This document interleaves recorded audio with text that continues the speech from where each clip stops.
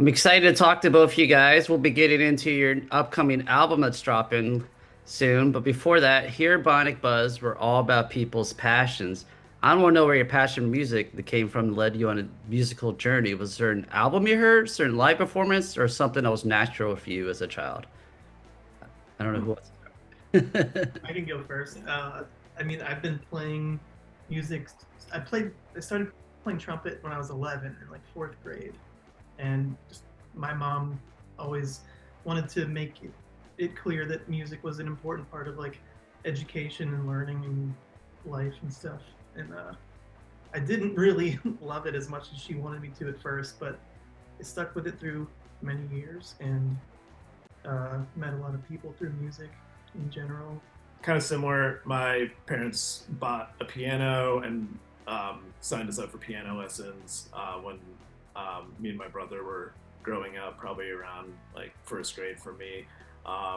And yeah, similarly, like I didn't really take to piano at first. I think what really resonated with me, like the first like album or whatever that really like made me like fall in love with music was probably Nirvana. When I heard Nirvana for the first time in like fifth grade, and I was just like totally like obsessed with all that and like grunge and stuff. So that's kind of where my Okay, love that's of music same for started. me. That was never mind. I saw Smells Like Teen Spirit. I'm really gonna date myself when I was 11 years old in '91, and I've been Wow. just got obsessed with the album and ever since. So no wonder why I like you guys so much. Oh yeah.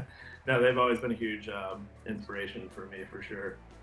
I feel Nice. like you guys are so much cooler than me. My first CDs were like Bare Naked Ladies and Hanson, which like I'm not ashamed to say that at all. No, you know what? I saw Hanson at some, I think it was somewhere in California. They played like some Halloween party, and they put on a really good live show. Yeah, they play really well, especially after all these years, and they all have like Yeah.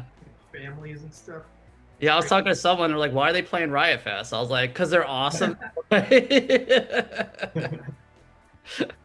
All right, well, let's dive into your new album that's dropping soon, Well of Light. You got some really amazing songs on it. I'm going to start with my favorite one on it, and that was like the very last song. So, The Absence of Sound. I mean, Okay. I'm a sucker for long songs, though. So that was it was like a 5 minute long song, especially the bridge part in it. So you guys have been very blessed with obviously making great music. Can you tell me the stories behind like inspiration for recording or writing it? That song in particular, or just in Yeah.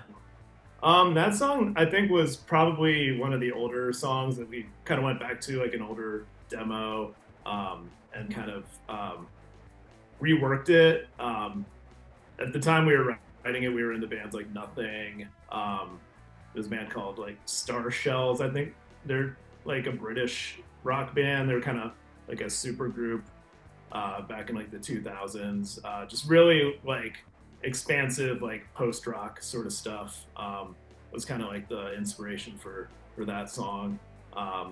Just like all the tremolo picking that I do on that one. That's very like post rock, like sort of like explosions in the sky or like Mogwai bands like that.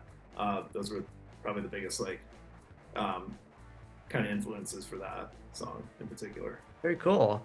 Well, I'm glad. Why'd you guys want to make an album actually? Because I mean, a lot of people just release singles or EPs now. But I mean, me personally, I love that because you never know what track is going to be someone's favorite. You know, like that one, like a very old song, you probably might have never released it.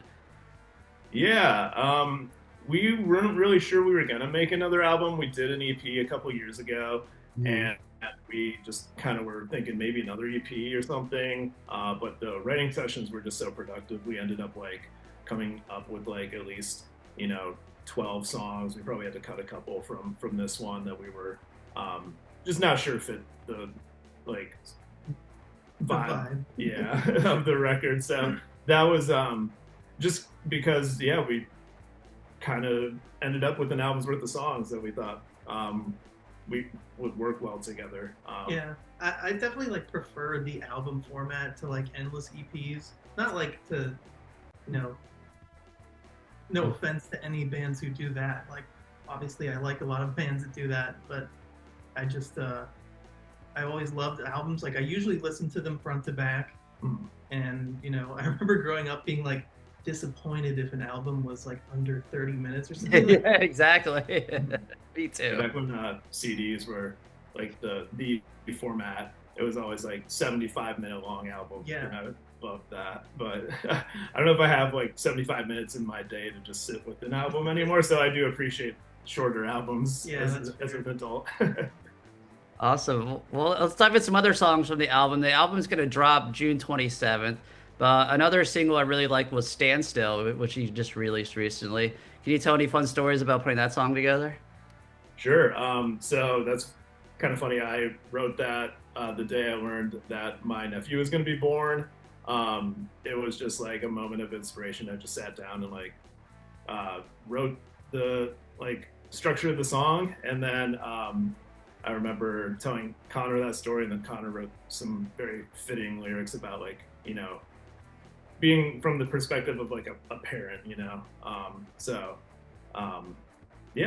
Which I am not, to be fair. Yeah, no, yeah. But, Me either. You're a parent to music. Yeah.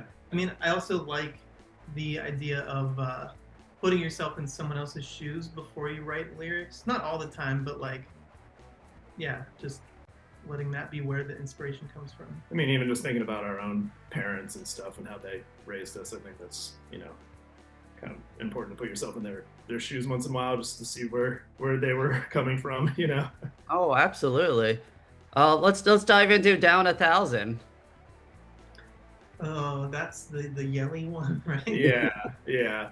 I mean, the lyric delivery on that was kind of inspired by like bands like Fiddlehead. I definitely can't like hold a candle to like what those guys sound like, but You do a great job. thanks. Yeah. But and the content, the lyrics for that one is definitely comes from a place of anger about a relationship I had in the past with someone that I no longer speak to. So I was getting it out, so to speak. Yeah. Well, we can all relate to that, so that's why the song's so good. Yeah, that was kind of a fun one to write because we just like jammed out that song. Like normally it's like someone will come with like an idea of a song or like part of a song, and then we kind of work from that idea. But this was just like totally like organic from scratch. Like we were just sitting in a room and came up with this song. And I remember when we were like jamming it, we kept thinking it sounded like Deftones, and then I went back and listened to it, and I was like, this doesn't sound anything like Deftones. I don't know what we were thinking, but Was that the one that we changed up a bit how it goes? maybe it was either that one or the other one. I think we changed multiple of them, but that was cool because like, especially a song like that, for me, I joined the band in 2018, and in that time it was right before our first album with me, and the songs had mostly been written and finished, so I was like adding the lyrics and trumpet parts to it. And this one, that was like You were in on the ground floor, like working on writing the songs alongside of us. Yeah, we all did. It was pretty collaborative and like different from what we've done in the past, which was really fun. And I think that makes it feel like more like us and just a better representation of like our sound overall. Well, it turned out amazing. Like I said, the album is called Well of Light. It drops June 27th. And you guys are going to be doing an album release show in your hometown of Pittsburgh on July 3rd. Is that correct? Yeah. Yep. Oh. It's at Bottle Rocket, which is kind of a local, like, I don't know, divey bar, but Like kind a of 70s bar. It's really neat, but there's a lot of cool bands that come through. I've been to a lot of great shows there, so I'm really excited to play there. I've never played there before, so this will be a lot of fun. And the lineup's great too. Love all the bands that we're playing with. Old Game, Fake Grave, and Codeworks. Nice. And plus, I'm glad you laid it a little bit after, because everyone can know the lyrics to the whole album when it gets released. So the show. I assume you play most of the album there, right? Or all of it, or? I think most of it. I would say at least like 6 or 7 songs from it. There's a couple that we just don't not really. as conducive. Yeah, Stuff. But we will be playing all 3 that we just talked about today. So Yes. Oh yeah, we have another single coming out in a couple weeks. So. Yeah, let's talk about that. It was that green, the green was it green light? I think it was. Rose. Yeah, Green Grove Zone. It's Oh, green grows. Okay, I got the green part right. yeah, no, it's the Sonic That's reference. yeah. I guess. Yeah. Oh, that's what it's from. Okay. Yes, Green Grove is the Sonic level. Yeah. So that was the last one that we wrote for the album, which it's kind of funny how that works because like on our last album, the last song that we wrote was Olympia Park, and that turned out to be my favorite song. And similar in that case, this is my favorite song that we've written for the album. I think it's kind of a window into like where our sound might be heading in the future. So that's exciting, and yeah, it's just really fun to play live too. Like we've been playing it live now for the last couple shows, and it seems to be, people seem to be liking it. So Yeah. Awesome. So you're a Sonic-inspired Green Grove Zone. Make sure I get that right. I mean, mostly just the name, not. yeah, Yeah. It's our like Hot Mulligan Fallout Boy song title. yeah, just kind of, yeah. I dig it. I dig it. So that single drops on June 19th. Anything else in the works? Do you have any music videos you could be making at any point, or anything? Any new shows? In a while. Yeah, we want to. We might do one at some point. Our bassist, he does a lot of like audio visual stuff, so he might be able to help with that. We just haven't really had the time to sit down and talk about that or like figure something out. But It would be fun. yeah, it would be a lot of fun. We had a lot of fun making our last video, so. Well, I had a lot of fun talking to you guys, and I can't wait to hear new music down the road. In the meantime, congratulations on an amazing album that drops June 27th. So, Great talking to you. all right. Thank you for having us.